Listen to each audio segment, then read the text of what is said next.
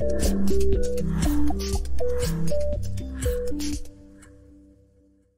guys, welcome back. House of the Camper for Life, and my boy Anthony Angelo, and we're here in Doherty, California.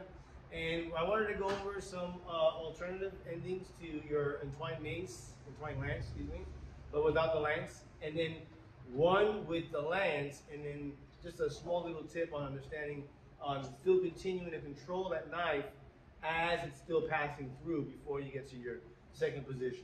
So let's begin. So if you know entwined lance, just what you do from this side with Anthony is here are two different variations towards the end. As it's coming through, the idea is you go up the circle, you heel palm, right? Hopefully you can get that leg check there at the same time. When that happens, as you turn to bring the arm back, that's only pulling through the sleeve. Now, as I'm doing that, I'm controlling the arm kind of like a vice light. You see, I'm kind of doing this, almost controlling both. And of course, if the knife is in, it's a slight control on that part too. But as I'm doing the sweep, here's the ending part. As we talk about when we finish here, here's some alternatives. One is that we can break the arm, and as I do the arm, I elbow, then I come back with the hook, and then I hammer as I cross out. One ending. Let's try that again. So watch. So as I go one, I'm doing that check hit, back with a break, elbow, hook, and hammer.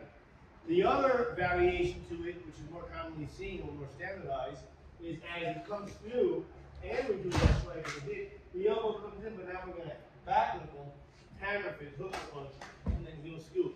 And you'll probably see that ending variation in a few other extensions, like kind of spiraling twig and stuff like that.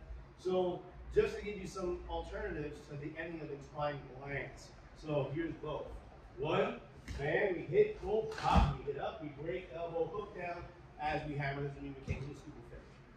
The other one is, of course, we hit, strike it, exactly, hit, and as a hammer, I hook the punch and heel scoop, and then I cross them out. And two alternatives to your entwined lance.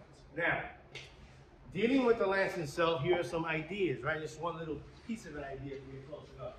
Understanding that before I get the knife, that when the attack is coming, right?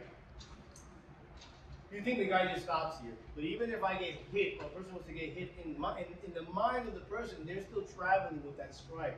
You know, you'd be surprised when you see people get knocked out and they freeze. Like the arms are almost in the position where they were going to get ready to fight or block, but they got knocked out. So this is the same idea when you're actually getting hit. The knife is still following its path of action.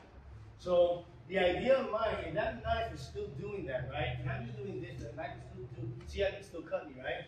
Again, the idea is to catch it, but when I'm doing it, I'm actually moving my head and letting that pass through as I control the knife.